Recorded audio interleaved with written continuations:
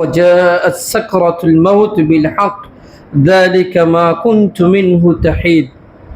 قال النبي الأمين صلى الله عليه وسلم أن تسكن في الدنيا كأنك غريب أو عابر السبيل ووعد نفسك من أهل القبور. وقالت عائشة رضي الله عنها قالت رأيت رسول الله صلى الله عليه وسلم أهو بالموت وإنه قدحا فيه ماء وهو يقول الله يدحو في الماء ثم يقول اللهم عيني سكرة الموت وغمرات الموت. وقال رسول الله صلى الله عليه وسلم وأنا أنس رضي الله عنه أنه قال رسول صلى الله عليه وسلم لا يتمنى أحدكم الموت بدر نزل به فإن كان أو إلى آخر الحديث أو كما قال رسول الله صلى الله عليه وسلم.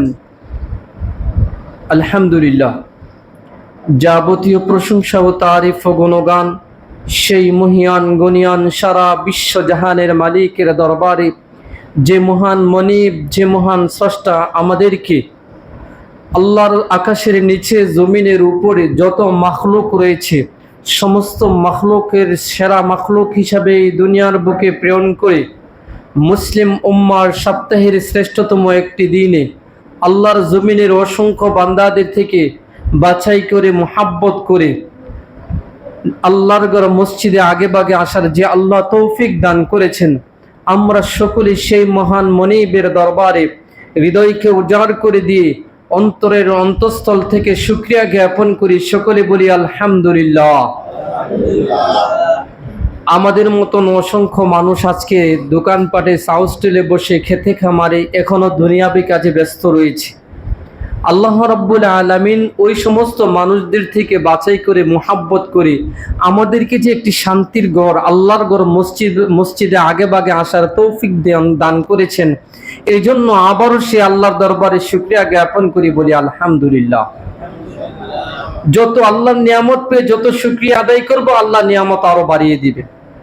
আল্লাহ বলছেন লা ইন শাকারতুম লাযিদান্নাকুম ওয়া লা ইন কাফারতুম ইন আযাবি লাশাদীদ। বান্দা যদি আমার নিয়ামত পেয়ে যদি শুকরিয়া আদায় করে, আমি আল্লাহ নিয়ামত বাড়িয়ে দিব। ওয়া লা ইন কাফারতুম ইন আযাবি লাশাদীদ।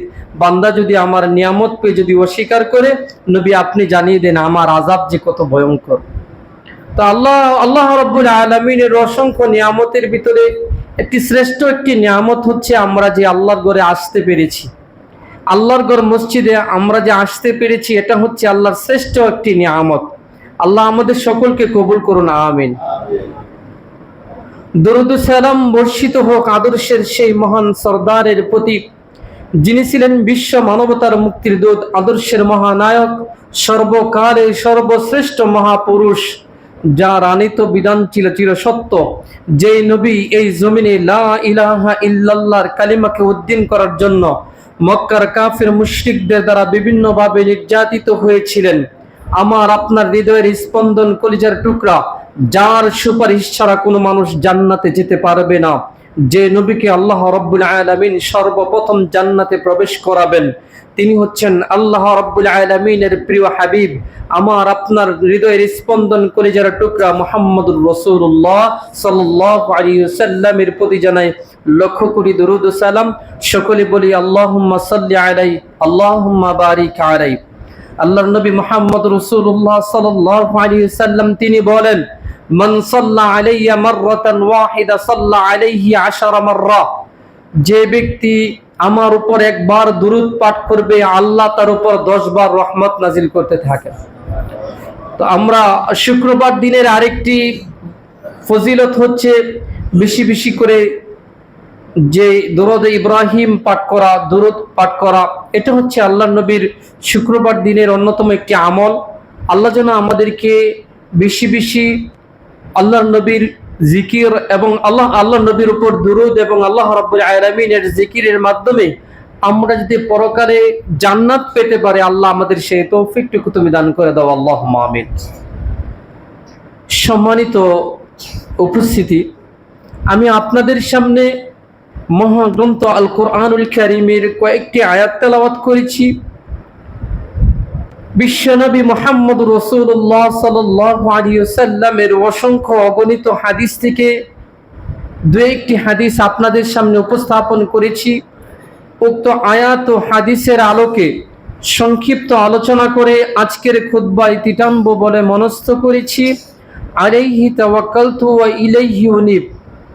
আল্লাহ যদি তৌফিক দান করে আজকে আপনাদের সামনে যে বিষয়টি নিয়ে আলোচনা করতে যাচ্ছি, এই বিষয়টির ব্যাপারে আমরা সকলেই বাস্তবে যেমন অবগত আছি, আবার আমরা ভুলে গেলেও আমরা এটা সত্য, এমন একটি চিরন্তন সত্য নিয়ে আপনাদের সামনে আজকে কথা বলবো, যার নাম হচ্ছে মৃত্যু। মৃত্যু এমন একটা বিষয় যা চিরন্তন সত্য, আপনি বিশ্বাস করেন আর নাই করেন, এটা বাস্তব একটি জিনিস। এটা আমরা স্মরণ করি তখনই যখন আমার আপনার সামনে একটা লাশ থাকে, তখন গিয়ে আমাদের একটু অন্তরটা নরম হয়ে যায়। আগেকার আপনাদের মুখ থেকে, যারা মুরব্বী আছেন, আপনাদের মুখ থেকে শুনতাম যে এলাকার ভিতরে একটা মানুষ মারা গেলে পুরো এলাকাটা স্তব্ধ হয়ে যেত, নীরব হয়ে যেত। আর এখন এক বাড়িতে মারা যায়, আরেক বাড়িতে গান বাজনা বাজায়। এটা বর্তমান আমাদের সমাজের ব্যবস্থা এরকম হয়েছে। আমরা মৃত্যুকেই স্মরণ করছি না, আমরা মৃত্যুর কথা কোনোদিন চিন্তা ভাবনা করি না যে আমাদের মৃত্যু হবে। আমরা মনে করি এটা আমার বাপ দাদার পৈতৃক সম্পত্তি, আছি খাই দায় ফুর্তি করি, এটাই মনে হয় আমার জায়গা। তাই আমরা দুনিয়ার ভিতরে এই থেকে আমরা আমাদের এটাই মনে করি যে এটাই হচ্ছে আমার আসল জায়গা, এখানেই আমি চিরকাল থাকবো। তাই তো আমাদের মতন অসংখ্য মানুষ আছে যারা দিন ধর্মের ব্যাপারে কোনো কিছুই তোয়াক্কা করে না, তার মনে যা ইচ্ছে তাই করে বেড়ায়। যদি আমাদের ভিতরে আল্লাহর ভয় থাকতো, যে আল্লাহ আমার রব, আল্লাহ আমার সৃষ্টিকর্তা, আল্লাহ আমার বিধানদাতা, তিনি আমাকে সৃষ্টি করেছেন, আবার তার দিকে আমাদেরকে ফিরে যেতে হবে। আমরা একটা আয়াত আমরা সবসময় শুনি, বিপদে আপদে আমরা অনেকেই বলে, কেউ যদি মারা যায় তাহলে কিন্তু একটা অ্যানাউন্স করে দেয়, ইন্না লিল্লাহি ওয়া ইন্না ইলাইহি রাজিউন। নিশ্চয়ই আমরা আল্লাহর জন্য এবং আল্লাহর দিকে আমরা ফিরে যাব। আরেকটি আয়াত যা আমাদের দেশের কিছু ভাইয়েরা এটা কবরের মাটি দেওয়ার দোয়া বানিয়ে এটা চালান করে দিয়ে থাকে, সেটা হচ্ছে মিনহা খালাকনাকুম ওয়া ফিহা নুঈদুকুম ওয়া মিনহা নুখরিজুকুম তারাতান উখরা। এটা কোরআনের আয়াত। এই আয়াত এখন আমাদের দেশের কিছু মোল্লা মুন্সিরা এটা মাটি দেওয়ার সময় এটা বলে যে মিনহা খালাকনাকুম ওয়া ফিহা নুঈদুকুম। এখানে আল্লাহ বলেন মিনহা খালাকনাকুম, এই মাটি থেকে তোমাদেরকে সৃষ্টি করা হয়েছে, ওয়া ফিহা নুঈদুকুম, আর এই মাটির দিকে আবার তোমাকে নিয়ে যাওয়া হবে, ওয়া মিনহা নুখরিজুকুম তারাতান উখরা, আবার এখান থেকে তোমাদেরকে তোলা হবে। আমরা সকলেই জানি আল্লাহ রাব্বুল আলামিন আদম আলাইহিস সালামকে সৃষ্টি করেছেন মাটি দিয়ে, আর আমরা সৃষ্টি হয়েছি মাটির নির্যাস থেকে। আবার আমাদেরকে এই দুনিয়ার মায়া, এই দুনিয়ার সমাপ্তির পরে আমাদেরকে চলে যেতে হবে 3.5 হাত মাটির নিচে একটি কবর। এই কবরে রাখা হবে আমাকে আপনাকে। এই কবর থেকে আবার আমাদেরকে তোলা হবে, নিয়ে যাওয়া হবে হাসরের ময়দানে। এই দুনিয়া চিরস্থায়ী না, এই দুনিয়াটা হচ্ছে অস্থায়ী দুনিয়া। এই দুনিয়া চিরদিন থাকতে আমরা আসি নাই। আমাদের নবী মুহাম্মদ রাসূলুল্লাহ সাল্লাল্লাহু আলাইহি সাল্লাম, তিনি হলেন এই পৃথিবীর শ্রেষ্ঠ একজন মানুষ। তিনি হলেন এই পৃথিবীর ভিতরে শ্রেষ্ঠ একজন মানুষ। তিনিও দুনিয়াতে টিকে থাকতে পারে নাই, তার জীবনের ইতি টানতে হয়েছে। আমাদের যিনি বাবা আদম আলাইহিস সালাম, যাকে আল্লাহ রাব্বুল আলামিন নিজ হাতে বানিয়েছেন, আদম আলাইহিস সালামকে কিয়ামতের মাঠে মানুষ গিয়ে বলবে, আনতা আদম আনতা আবুল বাশার খালাকাকাল্লাহু বিয়াদাইক। আপনি হচ্ছেন আদম আলাইহিস সালাম, আপনি হচ্ছেন সমস্ত মানুষের বাবা, আল্লাহ আপনাকে নিজ হাতে সৃষ্টি করেছেন। এই আদম আলাইহিস সালাম দুনিয়াতে থাকতে পারে নাই, চিরদিন থাকতে পারে নাই। আমি আপনিও থাকতে পারবো না। মৃত্যু একদিন হবেই হবে। এই মৃত্যু থেকে কেউ রেহাই পাবে না। আল্লাহ বলছেন, ইযা জাআ আজালুহুম লা ইস্তাখিরুনা সাআতাও ওয়া লা ইস্তাকদিমুন। মালাকুল মউত যখন চলে আসবে, জান কবজের ফেরেশতা যখনই চলে আসবে, তখন কেউ রেহাই পাবে না। এক সেকেন্ড আত্মাসও করা হবে না যে অমুক চেয়ারম্যান, অমুক মেম্বার, অমুক হচ্ছে সংসদ মেম্বার, তার জানটা একটু 1 মিনিট পরে করি, 1 মিনিট পরেও করবে না। যখনই মৃত্যুর ঘন্টা বেজে আসবে, তখনই আপনার আমার জানটাকে কবজ করবে। আর এই জানটা কবজ করতে গিয়ে কোনো বড় ছোট, বিদ্যা, ছোট বাচ্চা এটা খুঁজবে না। আপনি আমি বাস্তব দেখতে পাই, অনেক বাবা আছে তার সন্তানের লাশ নিয়ে কবরে যায়, অনেক দাদা আছে তার নাতির লাশ নিয়ে কবরে যায়। অতএব মৃত্যুর কোনো বয়স সীমা নেই। মৃত্যু একদিন ঘটবেই। কে কখন মারা যাবে কেউ বলতে পারবে না। আমরা গত ঈদ থেকে নিয়ে আজ পর্যন্ত আমরা দেখেছি লঞ্চের ভিতরে মৃত্যুবরণ করেছে, লঞ্চে অ্যাক্সিডেন্টে মৃত্যুবরণ করেছে।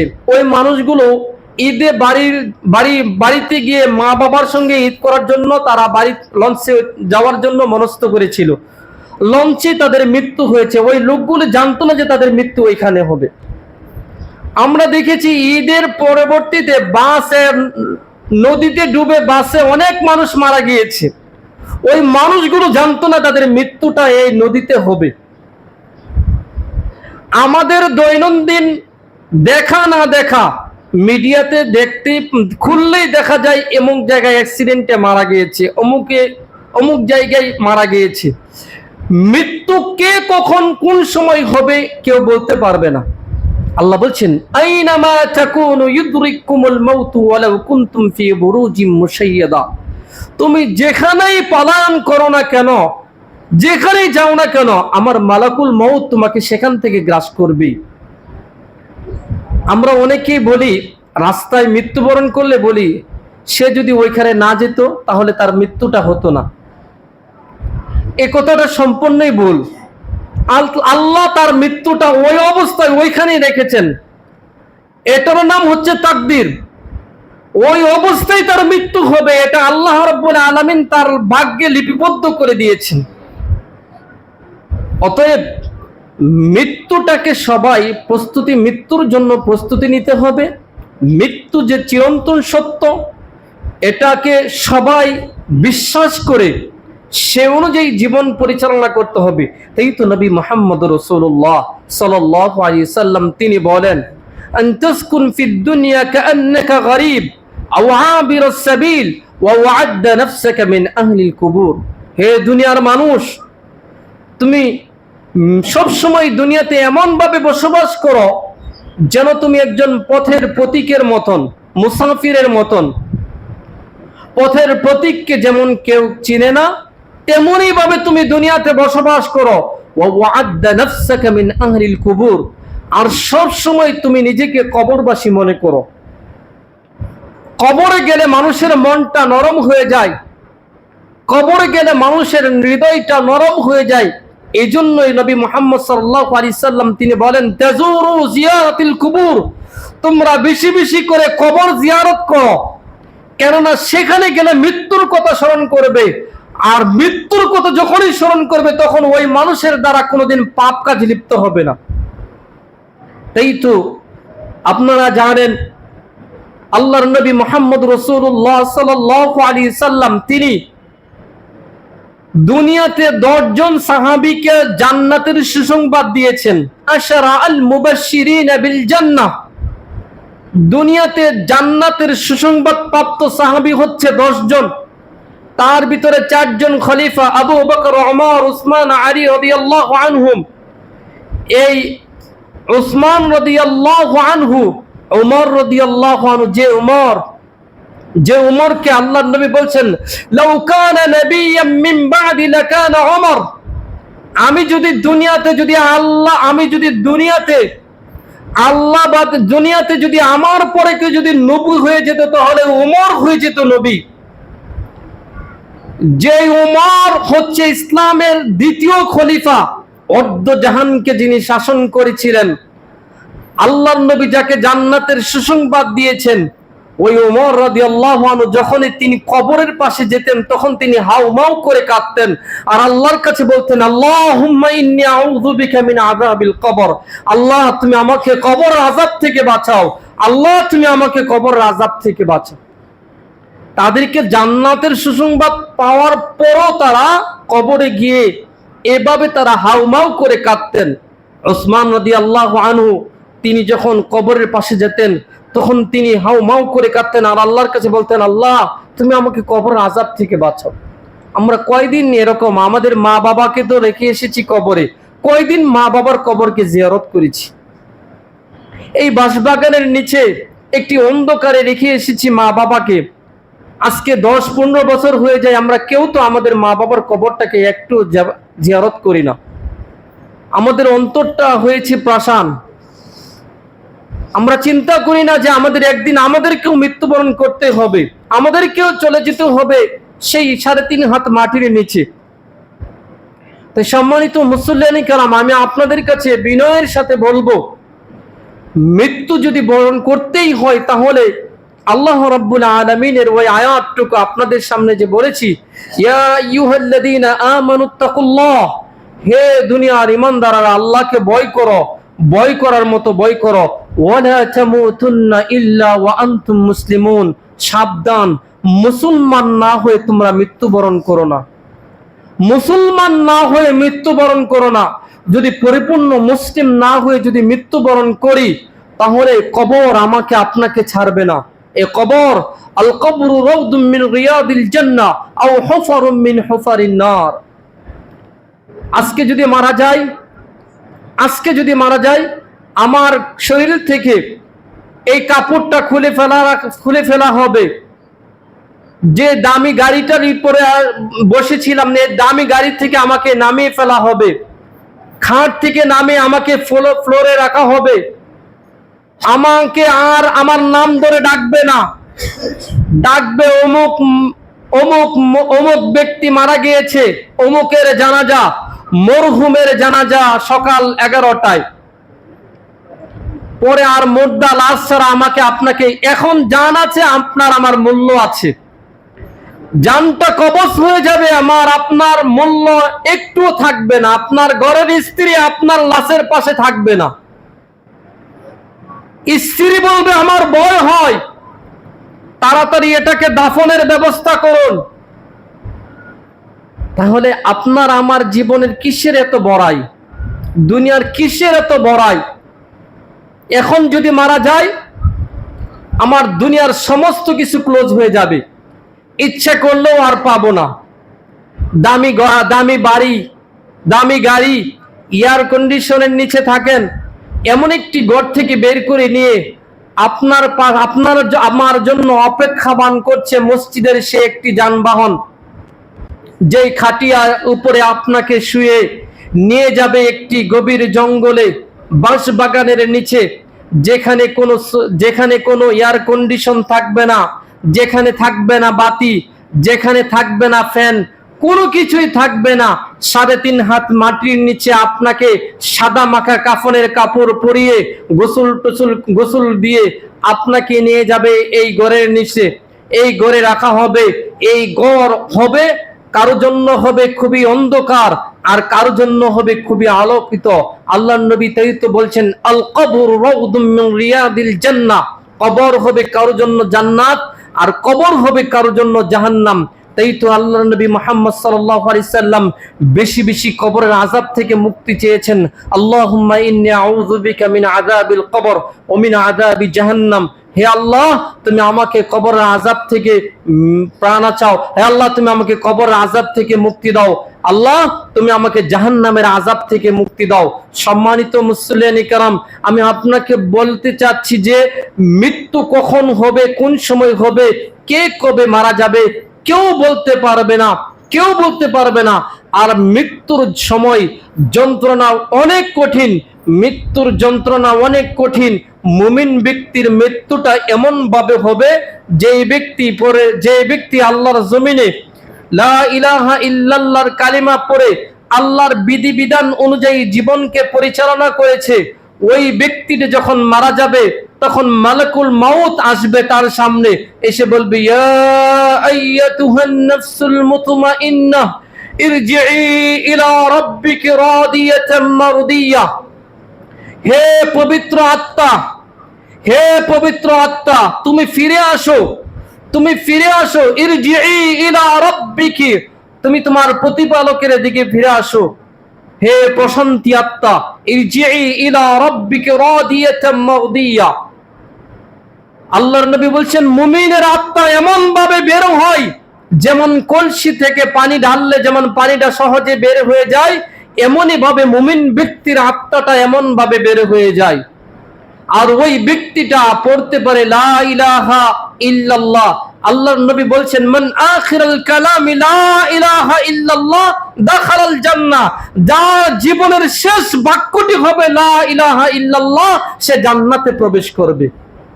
রব্বুল আলামিন, তুমি আমাদেরকে নসিব করে দাও, আমরা যেদিন এই জমিন থেকে বিদায় নিব, আমরা যাতে আমাদের জবান থেকে লা ইলাহা ইল্লাল্লাহ যাতে বের হয়, আল্লাহ আমাদেরকে সেই তৌফিকটুকু তুমি দান করে দাও, আমিন। আল্লাহর নবীর চাচা, আপনারা জানেন, বিপদ আপদের সঙ্গী ছিলেন আবু তালেব। যে আবু তালেব আল্লাহর নবী মুহাম্মদ সাল্লাল্লাহু আলাইহি সাল্লাম জন্মের পরেই তিনি বাবাকে দেখেন নাই, জন্মের পরে বাবাকে দেখে নাই। বাবা এতিম মুহাম্মদ সাল্লাল্লাহু আলাইহি সাল্লাম লালিত পালিত হয়েছিলেন তার দাদা আব্দুল মুত্তালিবের কাছে। দাদাও মারা যায়, দাদা মারা যাওয়ার পরে এতিম মাও মারা যায় বা দাদাও মারা যায়। এতিম মুহাম্মদ সাল্লাল্লাহু আলাইহি সাল্লামকে লালিত পালিত করেছিলেন তার চাচা আবু তালেব। সে আবু তালেব এর ছায়ায় তিনি লালিত পালিত হয়েছিলেন। আবু তালেব যখন মৃত্যুর যন্ত্রণায় কাতরাচ্ছিলেন, ওই সময় আল্লাহর নবী বলছিলেন, আপনি তো আমার সেই চাচা, যখন এই পৃথিবীর ভিতরে আমার বাবা ছিল না, আমার দাদাও ছিল না, আমার মাও ছিল না, ওই কঠিন সময় চাচা আপনি আমাকে লালন পালন করে আপনি আমাকে বড় করেছিলেন। চাচা, আপনি শুধু একবার লা ইলাহা ইল্লাল্লাহ বলুন, আমি আল্লাহর কাছে আপনার ব্যাপারে সুপারিশ করে, আপনার ব্যাপারে জান্নাতের জন্য আপনার ব্যাপারে আল্লাহর কাছে আমি সুপারিশ করব। তার পাশে আবু জাহেল বলেছিল, সারাটা জীবন আমাদের সাথে থেকে আজকে বাপ দাদার ধর্মকে বাদ দিয়ে নতুন ধর্মে যে আবিষ্কার করেছে তার সাথে তুমি চলে যাবা। এক পাশে মুহাম্মদ সাল্লাল্লাহু আলাইহি সাল্লাম লা ইলাহা ইল্লাল্লাহর দাওয়াত দিচ্ছেন, অপর পাশে আবু জাহেল তার ধর্মের প্রতি অটল থাকার জন্য সে আহ্বান করছে। তখনই আল্লাহ রাব্বুল আলামিন আয়াত নাজিল করলেন, ইন্নাকা লাতাহদি মান আহবাব ওয়ালাকিন্নাল্লাহা ইয়াহদি মান ইয়াশা। নবী, তিনি আপনার দাদা হতে পারে, আপনার চাচা হতে পারে, আপনাকে শুধু প্রেরণ করেছি আমি রিসালাতের দায়িত্ব মানুষের কাছে পৌঁছে দেওয়ার জন্য। লা ইলাহা ইল্লাল্লাহর দাওয়াতটা মানুষের নিকট পৌঁছে দেওয়ার জন্য। হেদায়েতের চাবিটা আমি আল্লাহর কাছে রেখে দিয়েছি। হেদায়েতের চাবিটা আমি আল্লাহ, যাকে ইচ্ছা তাকে আমি হেদায়েত দান করি। অতএব সে আপনার চাচা হতে পারে, আমি আল্লাহ তাকে হেদায়েত করব না। আল্লাহর নবীর চাচা, তিনি লা ইলাহা ইল্লাল্লাহ পড়তে পারে নাই, এজন্য তাকে জাহান্নামের সর্বনিম্ন একটি শাস্তি দেওয়া হবে। তার পায়ে জুতা পরে দেওয়া হবে, জাহান্নামের জুতা, যার জন্য তার মাথার মস্তকগুলো টকবক করবে। এটা হচ্ছে জাহান্নামের সর্বনিম্ন শাস্তি। আর আপনার আমার যে বর্তমান যে অবস্থা, আপনি আজকে যদি মারা যাই, তাহলে আমরা আমাদের ঠিকানা আমরা নির্ধারণ করে নিতে পারবো, আমার ঠিকানা কোথায়। কেননা আপনি মুসলমান হওয়ার পরও আমরা নামাজ পড়ি না, মুসলমান হওয়ার পরও আমরা শিরিকের সাথে লিপ্ত রয়েছি, মুসলমান হওয়ার পরও আমরা বেদাত করছি। আল্লাহ রাব্বুল আলামিন যে কাজ করতে বলেছেন এই কাজ আমরা করি না, যে কাজ থেকে নিষেধ করেছেন এই কাজগুলো আমরা বেশি বেশি করছি। তাই সম্মানিত মুসলিম কিরাম, হেদায়েত আল্লাহর কাছে চাইতে হবে, আর আল্লাহর কাছে সবসময় দোয়া করতে হবে, আল্লাহ তুমি আমাকে তোমার হেদায়েত দান করো। যেমন আমরা সালাতের ভিতরে আল্লাহর কাছে বলি, ইয়াকা না'বুদু ওয়া ইয়াকা নাস্তাঈন ইহদিনাস সিরাতাল মুস্তাকিম, আল্লাহ তুমি আমাকে সরল সঠিক পথ দেখাও, যে পথে চললে আল্লাহ তুমি সন্তুষ্ট হবা এমন পথ আল্লাহ তুমি আমাকে দেখাও। এমন কারো পথ দেখাও না যাদের পথে তুমি অভিশপ্ত, যারা পথভ্রষ্ট, আল্লাহ তুমি তাদের পথ আমাদেরকে দেখাও না। এই দোয়া আমরা সব সময় সালাতের ভিতরে করি। আল্লাহ যেন আমাদের এই দোয়াগুলো কবুল করে যতদিন এই দুনিয়াতে বাঁচি আমরা যাতে ঈমান নিয়ে বাঁচতে পারি, এবং যেদিন এই জমিন থেকে বিদায় নিব আমরা যাতে ঈমানের সাথে মৃত্যুবরণ করতে পারি। আল্লাহ আমাদের সেই তৌফিকটুকু তুমি দান করে দাও, আমিন। সম্মানিত মুসল্লিয়ানে কেরাম, বলতেছিলাম যে মুমিনের মৃত্যুটা হবে অনেক সহজ। মুমিনের মৃত্যুটা হবে অনেক সহজ। তার আত্মাটাকে নিয়ে যাওয়া হবে নিজে সাত আসমানের উপরে। প্রতিটা আসমানের যারা অপেক্ষামান আছে, প্রত্যেকটা মানুষ, প্রত্যেকটা ওই আকাশে অবস্থানরত ব্যক্তিরা তাকে সাদর সম্ভাষণ জানাবে। আর পক্ষান্তরে বদ নাফরমান ব্যক্তির আত্মাটা এমন ভাবে যখন নাকি নেওয়া হবে, তখন তার আত্মাটা ছটফট করবে, সে বের হতে চাইবে না। তাকে এমন ভাবে বের করা হবে যেমন তার নারী বুড়ি ছিঁড়ে ফেলা হচ্ছে, এমন ভাবে তার আত্মাটাকে বের করা হবে। পচা দুর্গন্ধময় আত্মাটাকে পেঁচে নিয়ে যাওয়া হবে। প্রত্যেকটা ফেরেশতা আকাশের অপেক্ষামান ব্যক্তিরা তার উপর লানত বর্ষণ করবে। আল্লাহর কাছে পানা চাই, আল্লিয়াযু বিল্লাহ, আল্লাহ তুমি আমাদের ওই বদ আত্মা থেকে বাঁচিয়ে আমাদেরকে সৎ মুমিন হওয়া, মুমিন আত্মা নিয়ে মৃত্যুবরণ করার তৌফিক তুমি দান করে দাও, আমিন। সম্মানিত উপস্থিতি, আল্লাহ নবী মুহাম্মদ সাল্লাল্লাহু আলাইহি সাল্লাম যখন মৃত্যুবরণ করেছিলেন, মা আয়েশা রাদিয়াল্লাহু আনহা তিনি বলেন, আমার সবচেয়ে সৌভাগ্য ওই দিনটি, যে দিনে আল্লাহর নবী মুহাম্মদ সাল্লাল্লাহু আলাইহি সাল্লাম দুনিয়া থেকে বিদায় নেবেন। এই দিনে, এই সময় আমার কোলে ছিলেন মুহাম্মদুর রাসূলুল্লাহ সাল্লাল্লাহু আলাইহি সাল্লাম। আল্লাহর নবীর স্ত্রী আয়েশা রাদিয়াল্লাহু আনহার কোলে আল্লাহর নবী ছিলেন। আল্লাহর নবীর স্ত্রী আয়েশা রাদিয়াল্লাহু আনহা তিনি বলেন যে আল্লাহর নবীর মৃত্যুর যে কত কষ্ট যা আমি বাস্তবে দেখেছি। তার হাতে একটা পানির পাত্র ছিল, এই পানির পাত্রের ভিতরে তিনি হাতটা ঢুকিয়ে তিনি বারবার মুখটাকে মুছতেন আর আল্লাহর কাছে বলতেন আল্লাহুম্মা। এরপরে তার আয়েশা রাদিয়াল্লাহু আনহার ভাই আব্দুর রহমান সে ঘরে প্রবেশ করলো। ঘরে প্রবেশ করে দেখতে পেল আব্দুর রহমানের কাছে হাতে একটি মিসওয়াক। আল্লাহর নবী মিসওয়াকটার দিকে তাকালেন। আল্লাহর নবীর স্ত্রী আয়েশা বললেন, ইয়া রাসূলুল্লাহ, আপনি কি মিসওয়াক করবেন? আল্লাহর নবী ইশারা দিয়ে বলেছেন হ্যাঁ। আল্লাহর নবী মিসওয়াকটাকে অনেক পছন্দ করতেন। তাই তো আল্লাহর নবী বলছেন, আমি যদি আমার উম্মতের জন্য যদি কষ্ট না মনে করতাম, তাহলে প্রত্যেক সালাতের পূর্বে তাদেরকে মিসওয়াক করার হুকুম দিতাম। মিসওয়াক করা আল্লাহর নবীর একটি সুন্নতের উল্লেখযোগ্য একটি সুন্নাহ। এরপরে হচ্ছেন আল্লাহর নবীর স্ত্রী আয়েশা রাদিয়াল্লাহু আনহা মিসওয়াকটা এনে আল্লাহর নবীর কাছে দিলেন। আল্লাহর নবী তিনি মিসওয়াক করার চেষ্টা করলেন, কিন্তু তিনি পারলেন না, অনেক কষ্ট হচ্ছে।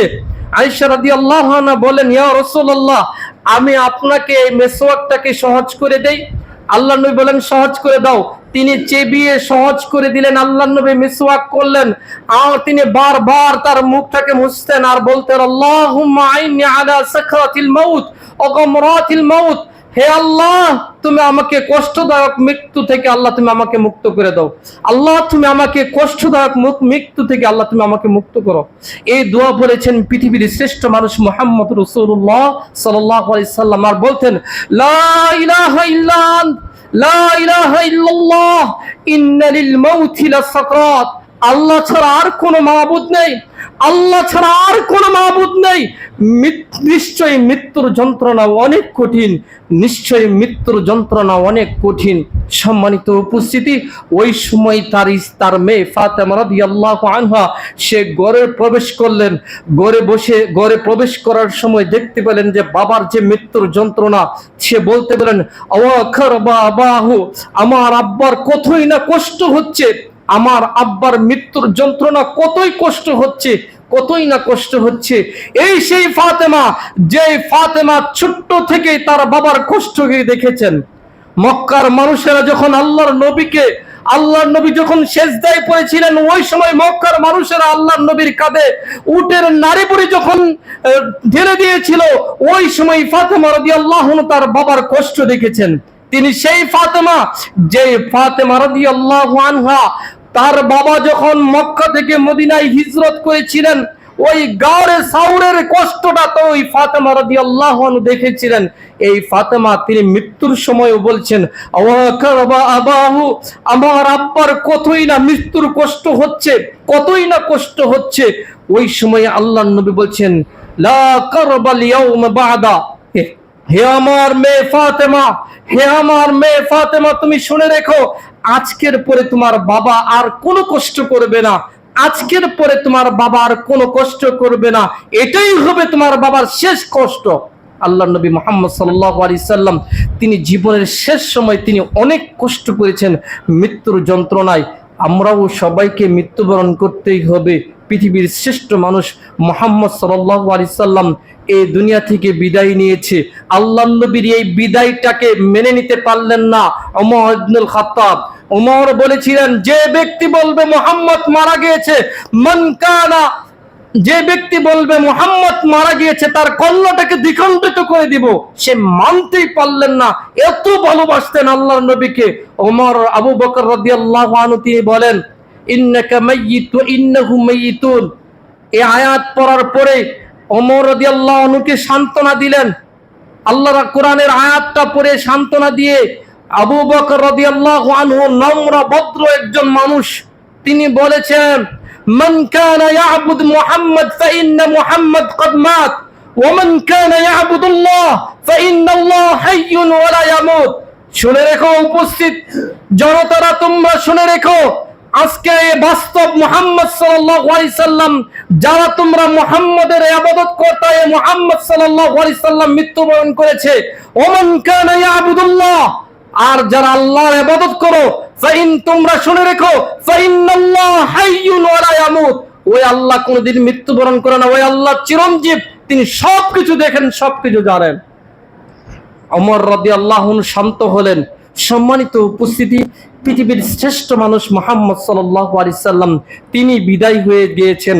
আমাদের সবাইকে বিদায় হতে হবে, আমাদের সবাইকে পরকালের যাত্রী হতে হবে। এই পরকালের যাত্রী হওয়ার জন্য আসুন সবাই প্রস্তুতি গ্রহণ করি, সবাই প্রস্তুতি গ্রহণ করি, আমাদের আমলের দিকে তাকাই। আমরা যদি সৎ আমল করতে পারি, তাহলে আমাদের পরকালের যাত্রা খুবই সুখময় হবে। শেষ ঠিকানা, আমাদের আসল যে ঠিকানা, আল কবর রাউদুম মিন রিয়াদিল জান্নাহ আও হুফারুম মিন হুফারিন নার। কবর হবে কারো জন্য জান্নাত, আর কবর হবে কারো জন্য জাহান্নাম। আউয়ালু মানাজিল মিন মানাজিলিল আখিরা আল কবর। পরকালে পা রাখার সর্বপ্রথম স্টেশনটা, সর্বপ্রথম গাড়িটা হচ্ছে কবর। এই কবরে সবাইকে যেতে হবে, এই কবর নামক ঠিকানায় সবাইকে থাকতে হবে অনন্তকাল। যার শুরু আছে শেষ নেই, এমন একটি কবরে সবাইকে যেতে হবে। এই কবরে যাওয়ার আগে সামানাগুলো প্রস্তুতি নেই। এই সামানাগুলো হচ্ছে, টাকা পয়সা লাগবে না, 5 ওয়াক্ত সালাত আদায় করব, সৎ কাজ করব, হালাল রুজি খাবো। সৎ কাজ করবে যারা, হালাল রুজি করবে যারা, যারা 5 ওয়াক্ত সালাত আদায় করবে, যারা আল্লাহর বিধান অনুযায়ী জীবন যাপন করবে, তারাই হবে সফলকাম, তারাই হবে নাজাত প্রাপ্ত দল। তারা ইহকালীন শান্তি, পরকালীন মুক্তি পাবে। এবং মুহাম্মদ সাল্লাল্লাহু আলাইহি সাল্লাম বিদায় হজের ভাষণে যে লক্ষাধিক সাহাবীদের নিয়ে তিনি বলেছিলেন, তারাকতু ফীকুম আমরাইন লান তাদিল্লু মা তামাসসাকতুম বিহিমা কিতাবাল্লাহি ওয়া সুন্নতি রাসূলি সাল্লাল্লাহু আলাইহি সাল্লাম। হে আরাফার জনতারা, আমি তোমাদের মাঝে দুটি জিনিস রেখে যাচ্ছি, যদি তোমরা এই দুটি জিনিসকে আঁকড়ে ধরতে পারো, তাহলে তোমরা কোনোদিন পথভ্রষ্ট হবে না, অপমানিত হবে না, অপদস্থ হবে না। এই দুটি জিনিস হচ্ছে, একটি হচ্ছে কিতাবাল্লাহ, আল্লাহর কোরআন, দ্বিতীয় হচ্ছে মুহাম্মদ রাসূলুল্লাহ সাল্লাল্লাহু আলাইহি সাল্লামের জীবন আদর্শ। এই দুটি জিনিসকে যদি আমরা ফলো করতে পারি, তাহলে আমরা ইহকালীন শান্তি, পরকালীন মুক্তি পাবো। যে আয়াত আপনাদের সামনে উপস্থাপন করেছিলাম, আল্লাহ বলছেন, কুল্লু নাফসিন যায়িকাতুল মাউত, প্রত্যেকটা প্রাণীকে মৃত্যুর স্বাদ গ্রহণ করতেই হবে, প্রত্যেকটা প্রাণীকে মৃত্যুর স্বাদ গ্রহণ করতে হবে। ওয়া ইন্নামা তুওয়াফাউনা উজুরাকুম ইয়াউমাল কিয়ামাহ, আর প্রত্যেকের বদলা, প্রত্যেকটা আমলের বদলা কিয়ামতের মাঠে তার সামনে উপস্থাপন করা হবে, তাকে দেওয়া হবে। আপনি আমি যে যে কাজ করেছি এর বদলাটা কিয়ামতের মাঠে আমি দেখতে পাবো। মৃত্যুর পরে আমার আপনার অবস্থাটা আমরা জানতে পাবো। যেমন মুনকার নাকিরের সওয়াল জবাব যে ব্যক্তি দিতে পারবে, কবরের ভিতরে সওয়াল জবাব যে ব্যক্তি দিতে পারবে, ওই সওয়াল জবাব যে ব্যক্তি পারবে তাকে বলা হবে আল্লাহ রাব্বুল আলামিনের কাছে তার ব্যাপারে আরজি পেশ করবে, আল্লাহুম্মা ফরিশ ফিরাশাল জান্নাহ ওয়া আলবিস লিবাসাল জান্নাহ। আল্লাহ তুমি তোমার এই বান্দাকে জান্নাতের পোশাক পরিয়ে দাও এবং জান্নাতের বিছানা বিছিয়ে দাও, এমন ভাবে ঘুম পাড়িয়ে দাও যেন তাকে কেউ কষ্ট না দেয়, যেন মায়ের গর্ভে যেমন নিষ্পাপ ভাবে ঘুমিয়েছিল এমন ভাবে তুমি তাকে ঘুম পাড়িয়ে দাও এই মৃত্যুর সময়। এবং কবরের এবং হাসরের ময়দানে ওই ব্যক্তির প্রতিদানটা সে হাতে দেখতে পাবে। আল্লাহ বলছেন, ফামান ইয়ামাল মিসকালা যাররাতিন খায়রান ইয়ারা ওয়া মান ইয়ামাল মিসকালা যাররাতিন শাররান ইয়ারা। কেউ যদি অনুপরিমাণ ভালো কাজ করে সেটাও সেদিন দেখতে পাবে, কেউ যদি অনুপরিমাণ খারাপ কাজ করে সেটাও সেদিন দেখতে পাবে। অন্য আয়াতে বলেন, ফাআম্মা মান উতিয়া কিতাবাহু বিয়ামিনিহি ফাহুয়া ফি ঈশাতির রাদিয়া। যার আমলটা ডান হাতে দেওয়া হবে, যার আমলটা ডান হাতে দেওয়া হবে ওই ব্যক্তিটা আনন্দের জায়গায় বসবাস করবে। আর যার আমলটা বাম হাতে দেওয়া হবে তার থাইকার জায়গাটা হবে খুবই কষ্টের। তাই কিয়ামতের মাঠে সবাই ডান হাতে আমল নামা নেওয়ার চেষ্টা করবে, কিন্তু আফসোস পরিতাপের বিষয়, ইচ্ছা করলেও সে পাবে না। যে ভালো কাজ করবে সেও সেদিন ডান হাতে নিতে পারবে, আর যে মন্দ কাজ করবে সেদিন সে কোনদিন ডান হাতে আমল নামা নেওয়ার সৌভাগ্য পাবে না। আমরা যদি কিয়ামতের দিন ডান হাতে আমল নামা নিয়ে আল্লাহ রাব্বুল আলামিনের যে ওয়াদা তিনি করেছেন, যে ব্যক্তি সৎ কাজ করবে, দুনিয়াতে ভালো কাজ করবে, সেই ব্যক্তিকে আল্লাহ রাব্বুল আলামিনের দেওয়া জান্নাত উপহার দিবেন। আল্লাহ যেন আমরা সেই জান্নাত নিয়ে আমরা যাতে সেই আমাদের আমল নামা নিয়ে সঠিক সালেহ আমল নিয়ে আমরা যাতে জান্নাতে যেতে পারি, আল্লাহ তুমি আমাদের সবাইকে সেই তৌফিকটুকু তুমি দান করে দাও, আমিন। সম্মানিত উপস্থিতি, সকলের কাছে বিনীতভাবে অনুরোধ করছি, আমরা আসুন মৃত্যুকে স্মরণ করি, মৃত্যুর কথা চিন্তা করি, বেশি বেশি করে কবর জিয়ারত করি, এবং যখনই মৃত্যুর কথা স্মরণ হবে তখনই পাপ কাজ থেকে বিরত থাকব এবং আল্লাহর কাছে বেশি বেশি করে তওবা করব। আল্লাহ নবী মুহাম্মদ সাল্লাল্লাহু আলাইহি সাল্লাম তিনি বলতেন, ইয়া আইয়ুহান নাস তুবু ইলাল্লাহ ফাইন্নী আতুবু ফিল ইয়াউমি আকসারা মিন 100 মাররা। দুনিয়ার মানুষ, তোমরা আল্লাহর নিকট তওবা করো, কেননা আমি নবী মুহাম্মদ সাল্লাল্লাহু আলাইহি সাল্লাম দিনে 100 বারের বেশি তওবা করছি। অতএব আমাদের সবাইকে তওবা ইস্তেগফার পাঠ করে আসুন আমরা যাতে মুমিন হয়ে মৃত্যুবরণ করতে পারি, মুসলিম হয়ে মৃত্যুবরণ করতে পারি। আল্লাহর নবীর একটি হাদিস, আল্লাহর নবী বলছেন, এক ব্যক্তি এসে আল্লাহর নবীকে জিজ্ঞাসা করলেন, আইয়ুল মুমিনি আফদল, পৃথিবীর ভিতরে সবচেয়ে উত্তম মুমিন কে? তখন আল্লাহর নবী বলছেন, আহসানুহুম আখলাকান, যার চরিত্র ভালো, যার স্বভাব চরিত্র ভালো, সে হচ্ছে সবচেয়ে বড় উত্তম ব্যক্তি। আল্লাহর নবীকে আবার জিজ্ঞাসা করলেন, ওমান আইকাসুল মুমিন, মুমিনের ভিতরে সবচেয়ে বুদ্ধিমান কোন মুমিন? তখন আল্লাহর নবী বলেন, যে ব্যক্তি বেশি বেশি করে মৃত্যুকে স্মরণ করে সে হচ্ছে সবচেয়ে বড় বুদ্ধিমান ব্যক্তি, সে হচ্ছে সবচেয়ে বড় বুদ্ধিমান ব্যক্তি। আমরা তো কোনোদিন আজকে চিন্তা ভাবনা করি যে আমাদের মৃত্যু হবে। আমাদের চিন্তা হচ্ছে যে আজকে একটা গাড়ির মালিক হয়েছে, আবার কবে 2টা গাড়ির মালিক হব।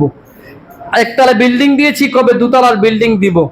1 লাখ টাকা ইনকাম করেছি, কবে আমার ব্যাংক ব্যালেন্স হবে 10 লাখ টাকা।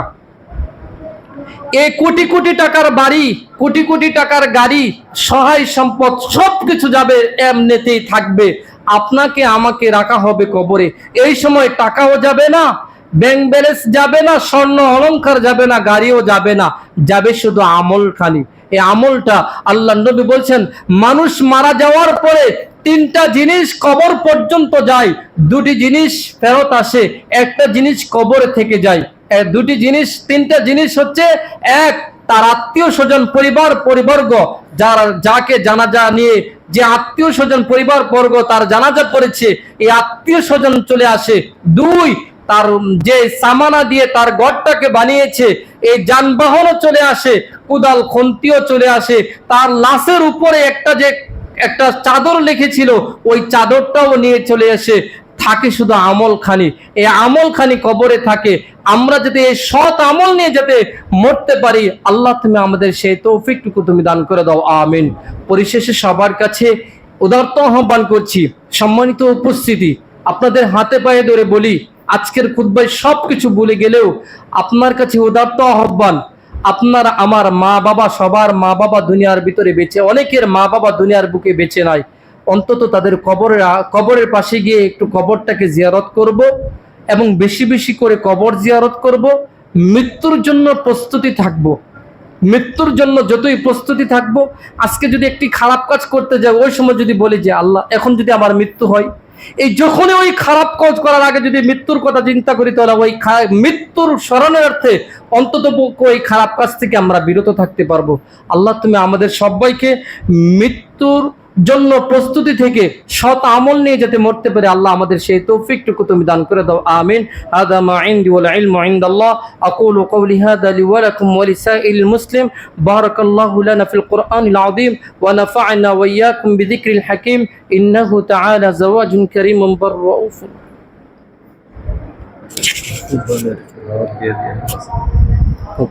এখানে সবাই যুবকদের আছে। আলহামদুলিল্লাহ, আলহামদুলিল্লাহি ওয়া কাফা ওয়া সালামুন আলা ইবাদিহিল্লাযীনা ইসতাফা, আম্মা বা'দ। ইন্নাল্লাহা ওয়া মালাইকাতাহু ইউসাল্লুনা আলান নবী, ইয়া আইয়ুহাল্লাযীনা আমানু সাল্লু আলাইহি ওয়া সাল্লিমু তাসলিমা। আল্লাহুম্মা সাল্লি আলা মুহাম্মদ ওয়া আলা আলি মুহাম্মদ কামা সাল্লাইতা আলা ইব্রাহিম ওয়া আলা আলি ইব্রাহিম ইন্নাকা হামিদুম মাজিদ। আল্লাহুম্মা বারিক আলা মুহাম্মদ وعلى آل محمد كما باركت على إبراهيم وعلى آل إبراهيم إنك حميد مجيد. اللهم أعز الإسلام والمسلمين وأذل الشرك والمشركين. اللهم انصر المسلمين في سائر المكان. اللهم انصر المسلمين في سائر المكان. اللهم انصرنا فإنك خير الناصرين. اللهم احفظنا فإنك خير الحافظين. اللهم اجعل القرآن ربيعنا. اللهم إنك عفو كريم تحب العفو فاعف عنا. اللهم اصلح لنا دين التي هو معاشنا، وأصلح لنا دنيا التي فيها معادنا، واجعل الحياة زيادنا فيه من كل خير، واجعل الموت التي راحتنا من كل شر يا رب العالمين. اللهم إنا نعوذ بك من جهد البلاء ودرك الشقاء وشماتة الأعداء وسوء القضاء ومرفقة الأنبياء. اللهم لا تجعل لنا ذنبا إلا فرجته. اللهم إنا نسألك علما نافعا ورزقا طيبا وشفاعا من كل داء وعملا متقبلا. ربنا إننا آمنا فاغفر لنا ذنوبنا وكفر عنا سيئاتنا وتوفنا مع الأبرار. ربنا هب لنا من أزواجنا وذريتنا قرة أعين واجعلنا للمتقين إماما. رب ارحمهما كما ربياني صغيرا. رب اجعلني مقيم الصلاة ومن ذريتي. ربنا تقبل دعاء. اللهم تقبل دعاءنا. اللهم تقبل صلاتنا وقيامنا يا دعاء المجرمين ويا أحكم الحاكمين. اللهم إنا نسألك الجنة ونعوذ بك من عذاب النار. عباد الله رحمكم الله، إن الله يأمركم بالعدل والإحسان وإيتاء ذي القربى وينهى عن الفحشاء والمنكر والبغي يعظكم لعلكم تذكرون. فاذكروني أذكركم واشكروا لي ولا تكفرون. قوموا لإقامة الصلاة.